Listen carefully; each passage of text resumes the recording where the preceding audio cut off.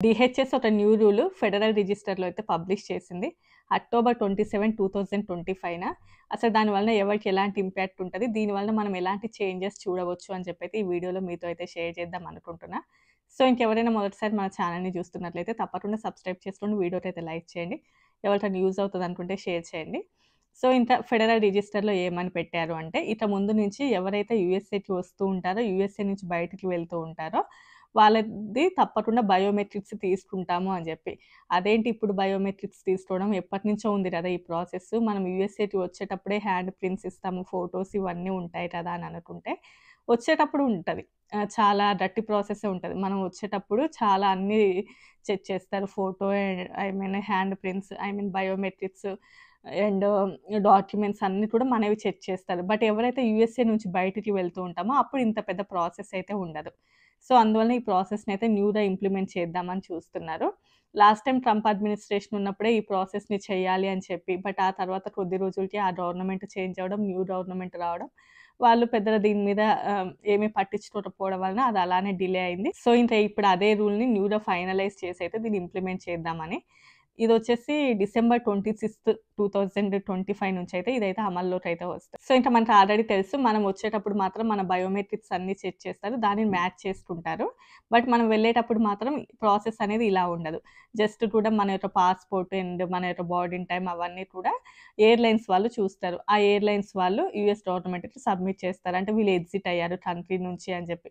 So, అది దాన్ని పెద్దగా వాళ్ళు పరిశీలించి చూస్తే తప్ప, బాగా డీటెయిల్‌గా చేస్తే తప్ప ఎవరు ఓవర్ స్టే చేశారు, ఎవరు ఫ్రీక్వెంట్‌గా యూఎస్ నుంచి బయటికి వెళ్తూ, వస్తూ ఉన్నారు అండ్ ఎవరు ఇల్లీగల్‌గా యూఎస్ఏ ఉన్నారు అవన్నీ కూడా తెలీదన్నట్లు. ఓన్లీ కూడా జస్ట్ మనం వచ్చేటప్పుడు ప్రాసెస్ అనేది చాలా కరెక్ట్‌గా ఉన్నా కూడా వెళ్ళేటప్పుడు అంత ప్రాపర్‌గా ఉండదు. సో, అందువల్ల దీన్నైతే ఇంప్లిమెంట్ చేయాలి అని చెప్పేసి. సో, ఇంకా డిసెంబర్ 26 నుంచి అండ్ సీబీపీ ఆఫీసర్స్ అంటే అమెరికన్ గవర్నమెంట్‌కి సంబంధించిన వాళ్ళు మాత్రమే మన యొక్క finger prints, I mean biometrics and face scanning ఇవన్నీ కూడా చేస్తారు అని చెప్పి వాళ్ళు మెన్షన్ అయితే చేశారు.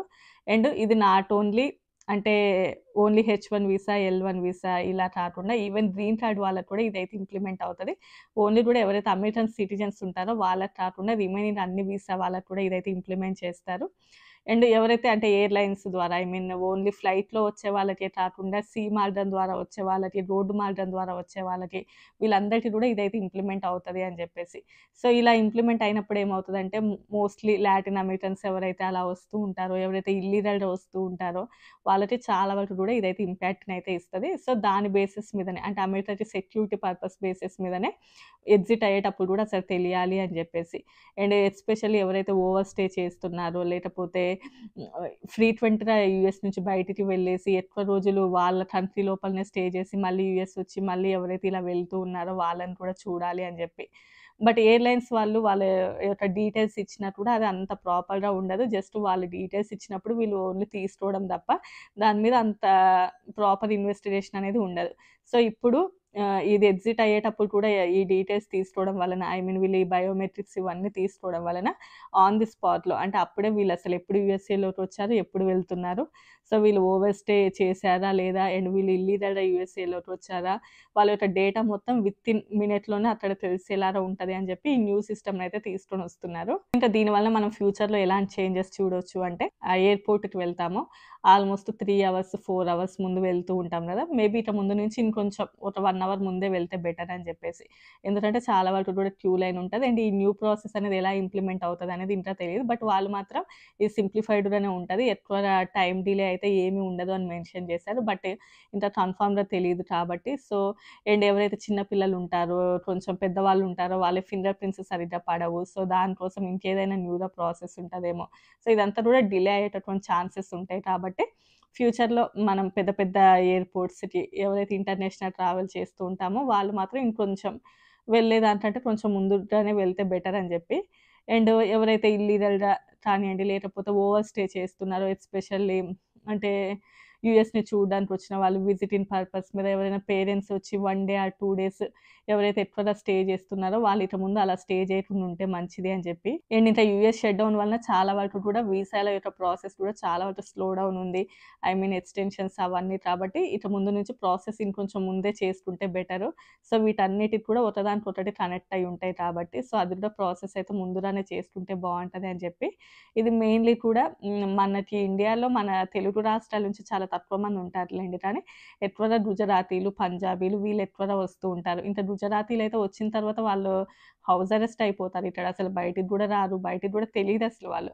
వచ్చేటప్పుడు ప్రాపర్‌గానే వస్తారు. అంతా కూడా కరెక్ట్ డాక్యుమెంటేషన్ తోటే వస్తారు గానీ, ఇంకా వెళ్ళేటప్పుడు అసలు వెళ్ళరు. ఇంకా వాళ్ళదంతా డిఫరెంట్‌గా ఉంటది. ఎందుకంటే ఆల్రెడీ ఇక్కడ చాలా మంది వాళ్ళు బిజినెస్‌లలో అక్కడ ఇక్కడ సెటిల్ అయ్యున్నారు కాబట్టి, వాళ్ళ రిలేటివ్స్ చాలా మంది ఇక్కడ అలా స్టే చేస్తున్న వాళ్ళుంటారు. ఈవెన్ పంజాబీ వాళ్ళైతే ఎక్కువగా డాంకీ రూట్‌లో అలా వస్తూ ఉంటారు యూఎస్‌ఏకి. లాస్ట్ టైమ్ ఆల్రెడీ ఒక వీడియోలో చెప్పాను నేను. ఒక అతని వలన అమెరికన్స్ చనిపోయారని చెప్పేసి రీసెంట్‌గా 2 డేస్ బ్యాక్ కూడా అలాంటి ఇన్సిడెంట్ ఒకటైతే జరిగింది. అది నేను రేపటి వీడియోలో మీతో అయితే షేర్ చేస్తాను. హర్జేందర్ సింగ్ అని చెప్పేసి లాస్ట్ టైమ్ వీడియోలో చెప్పాను. సేమ్ అలాంటి ఇష్యూనే ఇంకోటి జరిగింది. సో, దానిని బేస్ చేసుకొని ఆల్‌మోస్ట్ ఒక 50 మెంబర్స్ ఇండియన్స్‌ని డిపోర్ట్ గూడా చేశారు.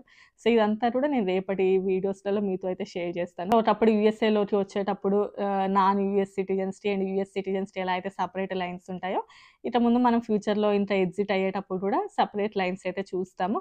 అండ్ ఈ ప్రాసెస్ అనేది న్యూగా ఇంప్లిమెంట్ అవుతే మనం టైమ్ డిలేస్ కూడా చూసేటటువంటి ఛాన్సెస్ అయితే ఉంటాయి.